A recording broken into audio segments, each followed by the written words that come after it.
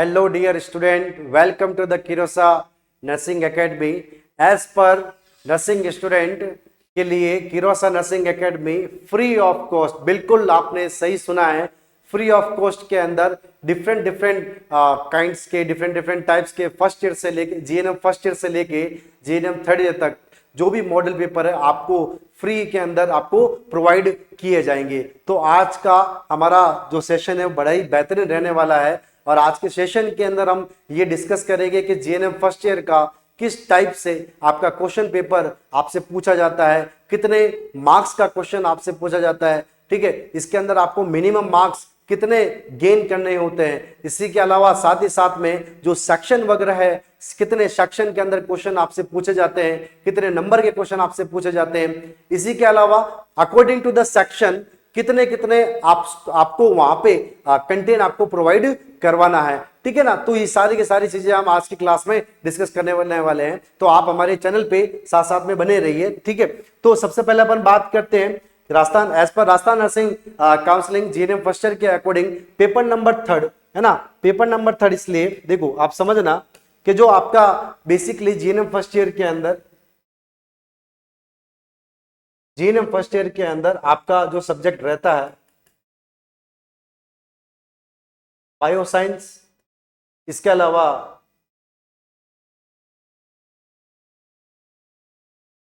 Behavioural science और third number है आपका एफओआई, ठीक है।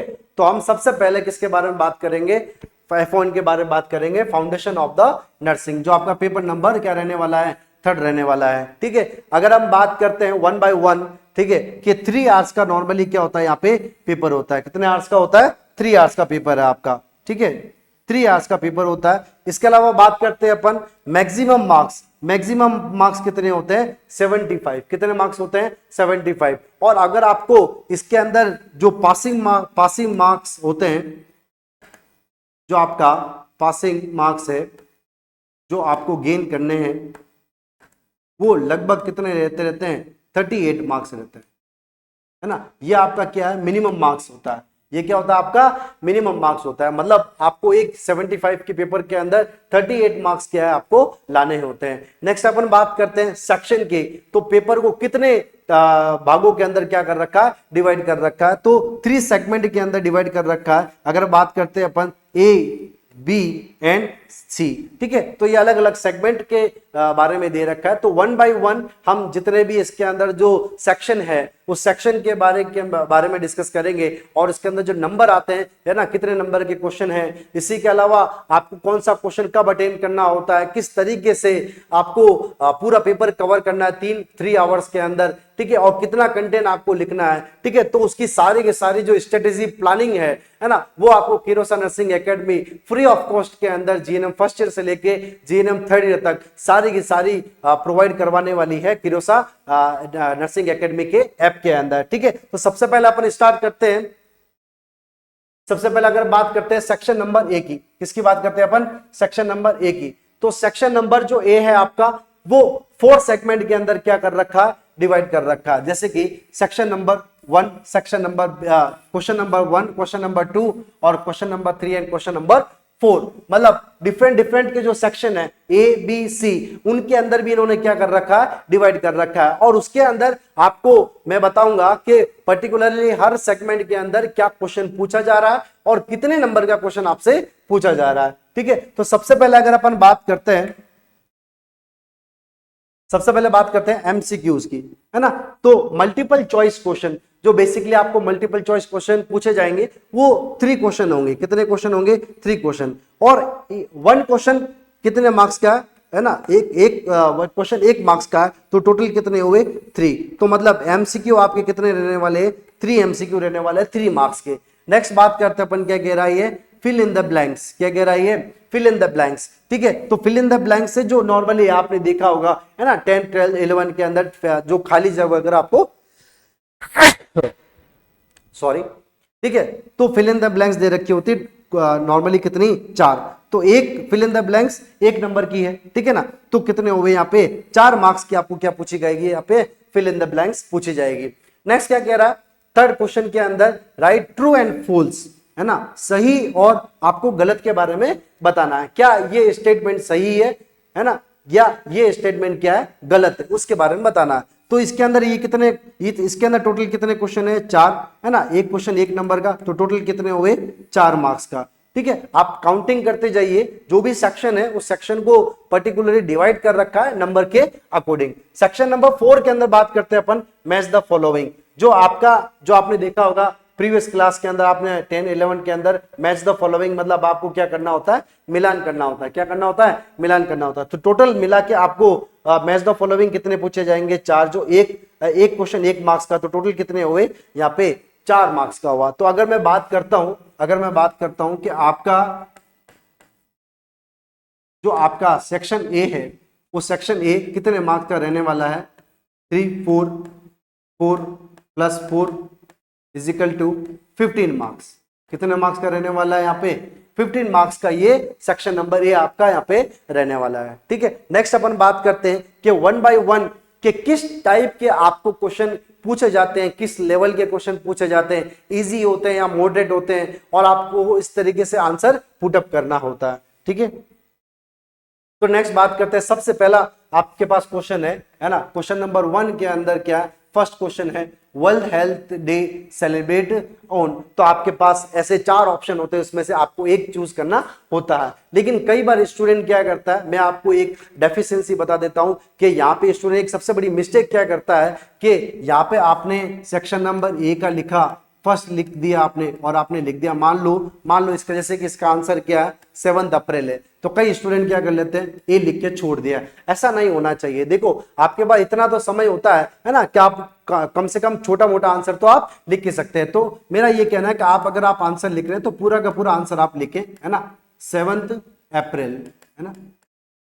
ठीक है, उससे क्या होगा कि आपका जो प्रेजेंटेशन है वो बहुत ज्यादा क्या नजर आएगा, इफेक्टिव नजर आएगा। इसी के अलावा देखो, ये अभी जैसे कि पेपर के अकॉर्डिंग हम ऐसे चल रहे हैं, है ना, कि भाई सेक्शन नंबर 1 के अंदर सबसे पहले एमसीक्यूज आएंगे, फिर फिल इन द ब्लैंक्स वगैरह, फिर फर्दर मैच द फॉलोइंग आएंगे। लेकिन क्या होता है कि कॉमनली जो स्टूडेंट होता है, स्टूडेंट क्या करता है कि बेसिकली वो डिफरेंट टाइप से क्वेश्चन को अटेंड करता है। कई बार सेक्शन ए करता है, कई बार सेक्शन बी करता है, कई बार सेक्शन सी करता है। तो देखो ये जितने भी डिस्कशन है, ये जो भी ह्यूमन एरर वगैरह है, या ये जो भी स्ट्रेटेजी प्लान है जो आपकी पेपर करने की, वो सारी की सारी हम जो भी आपके आगे के मॉडल पेपर है उसके अंदर डिसाइड करने वाले, डिस्कस करने वाले हैं कि आपको किस तरीके से आंसर लिखना होता है, कितना पेपर का आंसर आपको लिखना होता है। लेकिन आज की क्लास का हमारा मोटो यही है कि आपको ये तरीका बताना है कि आपको जीएनएम फर्स्ट ईयर का किस टाइप का मॉडल पेपर आता है ना, और क्वेश्चन का मेथड क्या रहता है। इसके अलावा मिनिमम मैक्सिमम मार्क्स कितने होते हैं, मिनिमम मार्क्स आपको कितने गेन करने होते हैं। ठीक है, तो आगे बढ़ते हुए अपन सेकंड क्वेश्चन करते हैं। क्या कह रहा है, which of the following vitamin is the fat soluble. तो देखो बेसिकली आपको ये पता होना चाहिए कि भाई फैट सोल्यूबल और वाटर सोल्यूबल क्या है। तो सिंपल सी बात है ना कि भाई ऐसे विटामिन जो फैट के साथ में क्या है, डिसोल्व हो जाते हैं, सोल्यूबल हो जाते हैं। और वाटर सोल्यूबल मतलब ऐसे विटामिन जो वाटर के साथ क्या हो जाए, है ना, सॉल्यूट हो जाए। ठीक है ना, जैसे कि फैट सोल्यूबल विटामिन है तो ADE ये किसके साथ डिसोल्व हो जाता है ना, फैट के साथ में। फिर क्या कह रहा है, विटामिन बी और सी ये कौन से होता है, वाटर सोल्यूबल। ठीक है, ये हो गए आपके फैट, ये आपका हो गया फैट सोल्यूबल, और विटामिन बी सी ये क्या हो गया आपका वाटर सोल्यूबल हुआ। तो देखो सिंपल सी बात है, कीरोसा नर्सिंग एकेडमी आपके कंसेप्ट भी क्लियर करता है और आपको मोटिव करता है इस चीज के लिए कि आप जीएनएम और बीएससी नर्सिंग की भी प्रिपरेशन यहां से करें, और आगे के आने वाले जितने भी कंपेटिटिव एग्जाम है उसके लिए भी आप हमारे साथ में यहाँ पे जुड़े रहिए। ठीक है, तो डेफिनेटली आपको यहाँ पे रिजल्ट देखने को मिलेगा। ठीक है, तो आगे बढ़ते हुए अपन बात करते हैं क्वेश्चन नंबर 3 की, कि headquarter of the world health organisation. तो इसके बारे में बात करते हैं कि भाई WHO का मेन हेडक्वार्टर कहाँ पे है, तो हेडक्वार्टर कहाँ पे है, यहाँ पे जिनेवा स्विट्जरलैंड। ठीक है, अगर अपन बात करते हैं जैसे कि इसमें ऑप्शन दे रखा है न्यू दिल्ली, तो न्यू दिल्ली क्या है, यहाँ पे रीजनल ऑफिस है, यहाँ पे क्या है, यहाँ पे रीजनल ऑफिस है। ठीक है, तो इस टाइप के आपके सेक्शन नंबर 1 के अंदर जो फर्स्ट आपका क्वेश्चन है मैच द जो आपका एमसीक्यूज वगैरह है वो इस टाइप के क्वेश्चन आपसे पूछे जाते हैं, 1 बाय 1 एक एक मार्क्स का क्वेश्चन पूछा जाता है। यहाँ पे मेंशन किया हुआ है कि ईच क्वेश्चन जो आपका क्या रहेगा 1 मार्क्स का रहेगा, ठीक है। नेक्स्ट आगे बढ़ते हुए अपन बात करते हैं फिल इन द ब्लैंक्स। तो टोटल यहाँ पे देखो, टोटल यहाँ पे कितनी है, 4 फिल इन द ब्लैंक्स है, एक फिल इन द ब्लैंक्स वो 1 नंबर की है, टोटल मिला के कितने नंबर हुए, 4 नंबर की, ठीक है। तो सबसे पहला क्या हुआ, bleeding from the nose it is called is the, है ना, एपिस्टैक्सिस, ठीक है ना। अगर नोज से ब्लीडिंग हो रही है तो अपन उसको क्या बोलते हैं, एपिस्टैक्सिस। इसके अलावा यूनिसेफ, देखो यूनिसेफ क्या है, एक नॉर्मली ऑर्गेनाइजेशन है, क्या है ये, ऑर्गेनाइजेशन है, ठीक है ना। तो अब ये क्या कह रहा है, एस्टैब्लिश इन द ईयर, मतलब कौन से ईयर के अंदर एस्टैब्लिश हुई थी, तो बेसिकली बात है 1946 के अंदर क्या हुई थी, ये एस्टैब्लिश हुई थी। फिर क्या कह रहा है, ये instrument used to measuring blood pressure. तो आपको इस टाइप की जो फिल इन द ब्लैंक्स है वो आपको क्या करनी होती है, फिल करनी होती है, ठीक है। तो इसके अंदर ऐसा नहीं होता है कि आपने जो आपको मन में आया वो आपने आंसर यहाँ पे पुटअप कर दिया, नहीं, बिल्कुल भी ऐसा नहीं होगा। जो आपको 1 बाय 1 नंबर के जो क्वेश्चन है उसके अंदर आपको आंसर हमेशा सही तरीके से पुटअप करते हैं, ठीक है। तो मेजरिंग द ब्लड प्रेशर कौन सा इंस्ट्रूमेंट होता है, स्पाइंगो मैनोमीटर, क्या है, स्पाइंगो मैनोमीटर, ठीक है। नेक्स्ट क्या कह रहा है, deficiency of potassium in the blood, ठीक है ना। अगर ब्लड के अंदर डेफिशिएंसी हो जाती है तो अपन उसको क्या बोलते हैं, हाइपोकैलेमिया, क्या बोलते हैं अपन, हाइपोकैलेमिया। तो इस टाइप के फिल इन द ब्लैंक्स आपको देखने को मिलेंगे, ठीक है। नेक्स्ट अपन बात करते हैं 3rd नंबर सेगमेंट, क्या कह रहा है, ट्रू एंड फॉल्स। मतलब आपको ये बताना है कि ये जो भी स्टेटमेंट होता है वो स्टेटमेंट क्या है, ट्रू है या फॉल्स है, क्या है, ट्रू है या फिर फॉल्स है। तो 1 बाय 1 एक एक मैं आपको बता देता हूं, ठीक है ना। तो अगर बात कर रहे हैं कि भाई Fowler position used to given enema, मतलब आप जब एनिमा देते हैं तो क्या आप फाउलर पोजीशन प्रोवाइड करवाते हैं, तो आपको सिर्फ इतना ही लिखना होता है, ट्रू या फिर फॉल्स। कई स्टूडेंट लिखते हैं यस या नो, लेकिन आपको देखा अगर क्वेश्चन दे रखा है कि ट्रू एंड फॉल्स के बारे में आंसर देना, तो आपको ट्रू एंड फॉल्स के बारे में देना है। तो आंसर इसका क्या रहेगा यहाँ पे, फॉल्स, क्या रहेगा, फॉल्स। कई स्टूडेंट क्या करते हैं, जैसे आपने आंसर पुटअप किया तो वहां पे क्या लगा देंगे, क्रॉस लगा देंगे। नहीं, ऐसा बिल्कुल भी नहीं करना है, राइट और रॉन्ग ऐसे क्रॉस वगैरह नहीं लगाना, आपको जो आपसे पूछा गया वही आंसर आपको क्या करना है, पुटअप करना है। नेक्स्ट क्या कह रहा है, difficulty in swallowing non is the dysphagia, बिल्कुल, है ना, इसको क्या बोलते हैं, डिस्फेजिया बोलते हैं। तो इसका आंसर क्या होगा, यहाँ पे क्या होगा, ट्रू, क्या रहेगा, ट्रू। फिर क्या कह रहा, proctoscope is used to examine of eye, मतलब ये जो इंस्ट्रूमेंट होता है क्या वो आई को एग्जामिनेशन करने में यूज में ले जाता है, बिल्कुल नहीं, है ना। तो क्या आंसर होगा इसका, फॉल्स। प्रोटोस्कोप हमेशा इंटेस्टाइन के ऑर्गन को देखने के लिए काम में आता है। फिर क्या कह रहा है, a pulse rate below the 60 beat per minute, मतलब पल्स रेट जो क्या हो गई है ना, 60 से भी कम हो गई है, तो अपन उसको क्या ब्रेडिकार्डिया बोलते हैं, बिल्कुल, ये आंसर क्या रहेगा आपका, ट्रू रहेगा। तो इस टाइप के जो आपको ट्रू एंड फॉल्स के बारे में क्वेश्चन पूछे जाते हैं, जो 4 मार्क्स के क्वेश्चन है। नेक्स्ट अपन बात करते हैं, नेक्स्ट क्या कह रहा है, मैच द फॉलोइंग, कि भाई ये जो मैच द फॉलोइंग है, कॉलम ए और कॉलम बी, तो आप अपनी नोटबुक के अंदर भी आपको 2 कॉलम बनाने हैं और जैसा सीक्वेंस दे रखा है वैसा आपको यहाँ पे बनाना है। इसी के अलावा इसके अंदर मैच द फॉलोइंग के अंदर आपको एरो का इस्तेमाल करना है, किसका इस्तेमाल करना है, एरो का इस्तेमाल करना है, ठीक है। तो उसके अंदर कोई भी कार्ड शीट वगैरह आपको इस तरीके से नहीं करनी। जैसे कि मैं बात कर रहा हूं, जैसे अगर अपन बात करते हैं हेमेटोमेसिस, तो हेमेटोमेसिस का मतलब क्या होता है, ब्लड इन वॉमिटिंग, मतलब वॉमिटिंग के साथ में ब्लड आना, that is called is the हेमेटोमेसिस।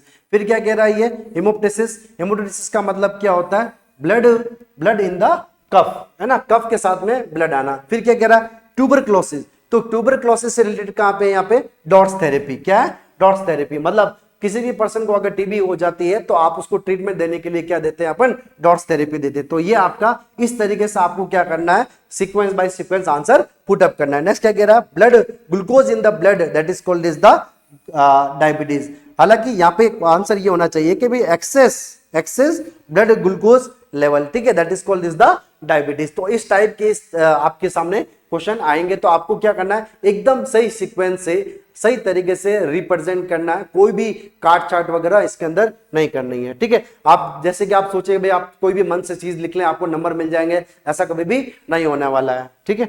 Next अपन बात करते क्या कह रहा है, सेक्शन नंबर बी। नेक्स्ट क्या कह रहा है, सेक्शन नंबर बी। जो प्रीवियस क्लास के अंदर था वो हमने क्या किया है, सेक्शन ए के बारे में डिस्कस किया है। नेक्स्ट क्या कह रहा है, section number B. Section number B के अंदर देखो एक ऑप्शन है, आप थोड़ा सा ध्यान दें, यहाँ पे टोटल मिला के कितने क्वेश्चन है समझना। यहाँ पे टोटल है आपके सामने, यहाँ पे टोटल क्वेश्चन है आपके सामने 6।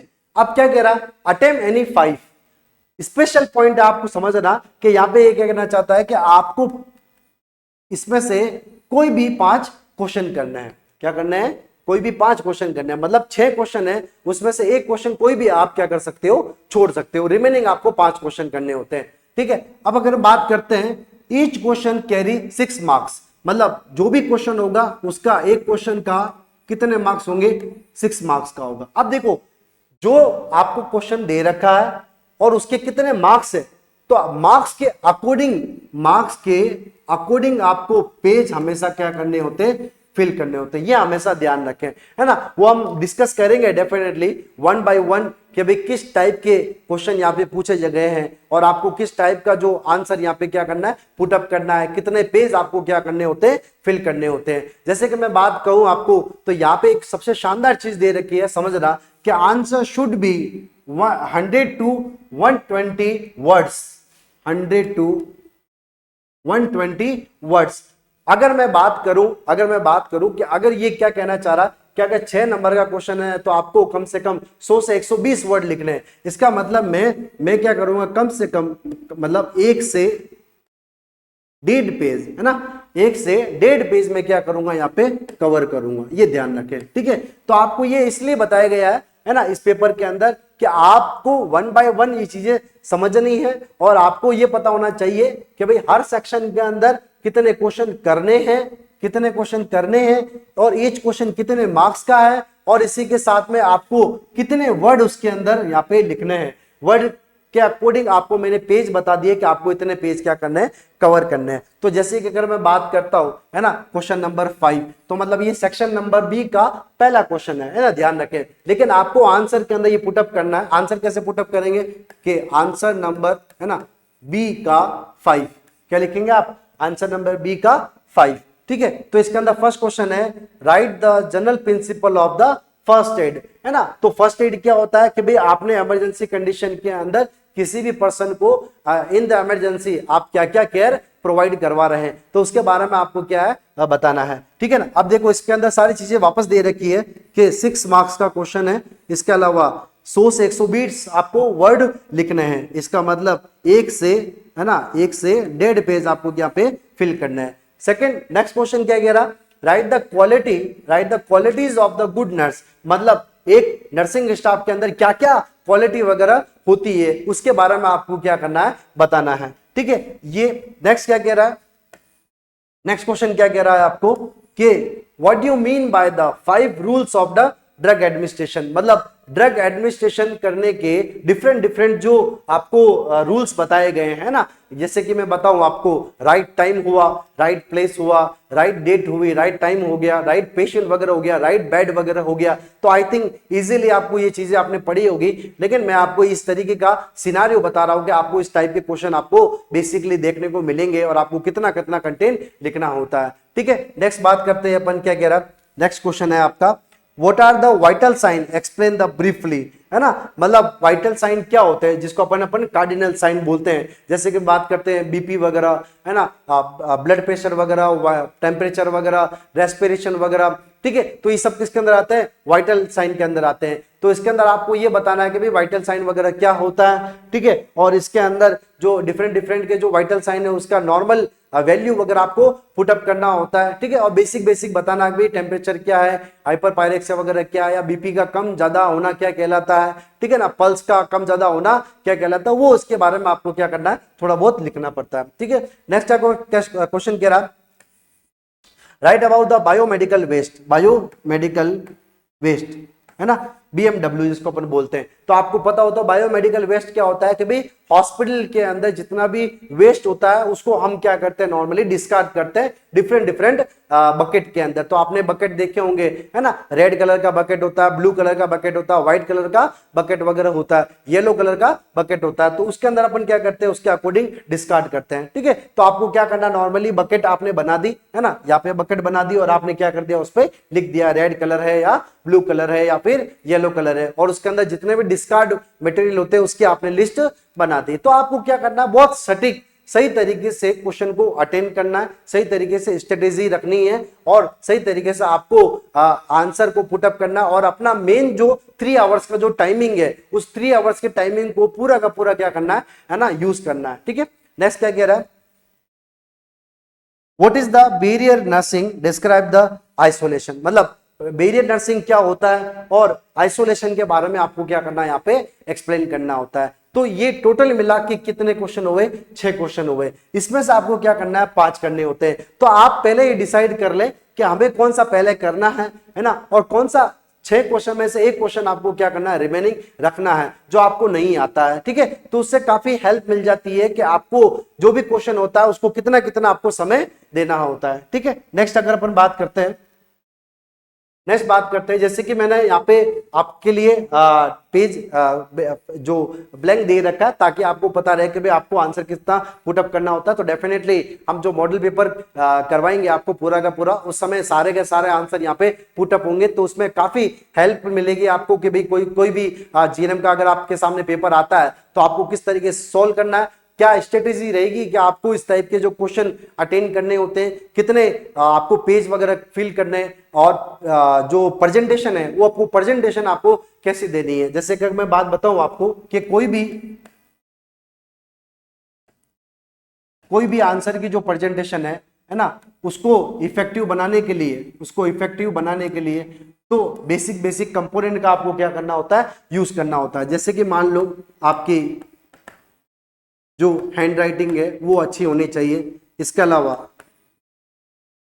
जो आपकी नॉर्मली फॉर्मेटिंग है, लिखने का तरीका वो सही होना चाहिए, या फिर आप जो है डिफरेंट कलर का क्या कर रहे हैं, आप यूज कर रहे हैं। इसके अलावा आपने क्या किया, नॉर्मली लेबलिंग डायग्राम, क्या है, लेबलिंग डायग्राम आपने फंडामेंटल की बुक के अंदर नॉर्मली ऐसे लेबलिंग डायग्राम को देखा हुआ होगा। तो इस टाइप के जो लेबलिंग डायग्राम वगैरह है वो आपको क्या करने होते हैं, पुटअप करने होते हैं। तो मैं नेक्स्ट क्लास के अंदर आपको जो भी प्रेजेंटेशन है, आपको किस तरीके से आपका प्रेजेंटेशन इफेक्टिव बनाना है उसके बारे में हम डेफिनेटली डिस्कस करने वाले हैं। आज की क्लास के अंदर नॉर्मली यही है कि आपका जो क्वेश्चन पैटर्न है वो कैसा रहने वाला है, कितने मार्क्स का है, मिनिमम मार्क्स आपको कितने लाने होते हैं। ठीक है, तो सेक्शन नंबर सी की हम बात कर रहे थे। यहाँ पे सेक्शन नंबर सी के अंदर क्या कह रहा है, ये आपको एनी 2 क्वेश्चन करने हैं ना, ईच क्वेश्चन कैरी 15 मार्क्स। इसका मतलब आपके सामने टोटल क्वेश्चन कितने हैं, 3 क्वेश्चन है, और इसमें से आपको अटेम्प्ट कितने करने होते हैं, 2 क्वेश्चन करने होते हैं, है ना। ईच मार्क्स आपको कितने मार्क्स का होता है ना, 15 मार्क्स का। अब देखो 15 मार्क्स का, इसका मतलब ये हुआ कि आपको जो कंटेंट लिखना है ना, तो कंटेंट आप थोड़ा बहुत क्या करोगे, ज्यादा करोगे, क्योंकि शॉर्ट नोट में क्या था, है ना, 1 पेज या 1.5 पेज आप लिख रहे थे, उसमें से आपको 5 मार्क्स आसानी से मिल लेते हैं। लेकिन आपको 15 मार्क्स का अगर आपसे क्वेश्चन पूछा जाता है तो आप मान के चले कि कम से कम आपको, है ना, 2 से 2.5 पेज से या लगभग 3 पेज ना, इतना तो आपको कंटेंट आपको लिखना पड़ेगा। लेकिन आप बेफिक्र रहिए, आपको जो भी कंटेंट लिखने का तरीका है, आपको पेज फिल करने का तरीका है, उसको एक्सप्लोर करने का तरीका है, जो भी आपका लेबलिंग डायग्राम वगैरह है, वो सारी की सारी चीजें हम डिस्कस करेंगे। तो डेफिनेटली आपके जो 15 मार्क्स है वो आपको डेफिनेटली गेन होंगे, ठीक है ना, मिलेंगे। नेक्स्ट, जैसे कि अपन क्वेश्चन बात कर रहे हैं, डिफाइन नर्सिंग, नर्सिंग के बारे में बताइए। जैसे कि अगर अपन इसको डिवाइड करते हैं तो 2 मार्क्स का हो गया, है ना। Describe role and responsibility of the nurse, तो रिमेनिंग ये कितने मार्क्स का हो गया, आपका 13 मार्क्स का हो गया। तो यहाँ पे जो वेटेज पॉइंट है वो वेटेज पॉइंट आपको अच्छे से देखना है कि भाई कितना वेटेज पॉइंट दे रखा है, उसके अकॉर्डिंग आपको आंसर पुट अप करना है, ठीक है। नेक्स्ट क्वेश्चन क्या कह रहा है, व्हाट इज द बेड सोर, बेड सोर क्या होता है, इसके अलावा प्रिवेंट द नर्स, है ना, कैसे नर्स प्रिवेंट करती है उसको, explain the process and responsibility of the nurse with the patient with the bed सोर, मतलब बेड सोर के अंदर नर्सिंग स्टाफ का मेन क्या क्या रोल होता है। तो देखो इसमें 3 सेगमेंट हो गए, सेगमेंट नंबर 1, सेगमेंट नंबर 2 और सेगमेंट नंबर 3। तो अगर अपन इसको नंबर से डिवाइड करते हैं तो बेड सोर के बारे में पूछ लिया आपसे 2 नंबर का, है ना। प्रिवेंट कैसे करेंगे इसके बारे में आपसे पूछ लिया 6 नंबर का, और लास्ट में कह रहा है रोल ऑफ नर्स है। तो रिमेनिंग आपके कितने रह गए, 6 + 8 + 2 और 7, मतलब रिमेनिंग का आपको पूछ लिया आपका रोल ऑफ नर्स कितने नंबर का, 7 नंबर का। तो आपको वेटेज पॉइंट पता होना चाहिए कि भाई कितने कितने नंबर का वो पूछ रहा है और आपको कितना कंटेंट लिखना है ना। जैसे कि भाई बेड सोर है, डेफिनेशन है तो 2 नंबर की लिख दी, है ना। नर्स कैसे प्रिवेंट करेगी, 6 नंबर का, तो आपने 1 पेज लिख दिया। फिर उसके बाद क्या कह रहा है, role of nurse in the bed sore, तो आपने रिमेनिंग क्या कर दिए, 1.5 पेज या 2 पेज आपने फिल कर दिए। तो आपको ये पता होना चाहिए कि भाई स्ट्रेटेजी आपको किस तरीके से करनी है, आंसर किस तरीके से आपको पुटअप करने होते हैं और कितने मार्क्स के अकॉर्डिंग आपको आंसर लिखना है। लास्ट क्वेश्चन है आपका यहाँ पे क्या है, define sterilisation, explain the method of sterilisation in detail. देखो इसने क्वेश्चन दे रखा है ना, क्या कह रखा है, डिफाइन स्टरलाइजेशन, मतलब 2 मार्क्स का हो गया। फिर क्या कह रहा है, explain the method of sterilisation in detail, sterilisation method क्या होता है उसके बारे में डिटेल में बताइए। तो रिमेनिंग 13 मार्क्स का क्या है यहाँ पे आपको आंसर पुटअप करना है। तो मतलब आपको यही बताना चाह रहे हैं कि भाई जो भी सेक्शन है, सेक्शन के अकॉर्डिंग जो भी क्वेश्चन होता है उसमें आपको कितने वेटेज पॉइंट के अकॉर्डिंग आपको आंसर पुटअप करना है, कितने वर्ड्स आपको लिखने हैं, कितने पेज फिल करने हैं। तो सारी की सारी जो चीजें हैं वो हम इसी चैनल के अकॉर्डिंग आपको फ्री ऑफ कॉस्ट के अंदर जितने भी मॉडल पेपर है उसके अंदर सारी चीजें आपको 1 by 1 एक एक करके एक्सप्लेन करेंगे। ठीक है, ठीक है। तो thank you very much to all of you. आज का सेशन हम आज यहाँ पे कंप्लीट करते हैं, लेकिन जैसे कि हमने बताया कि भी सेक्शन नंबर ए और section number B, section number C किस तरीके से डिवाइड कर रखा है, ये सारी की सारी डिटेल जो है वो आपको इस चैनल के अंदर प्रोवाइड की जाएगी। Thank you for all to subscribe and follow the channel Kirosa nursing academy.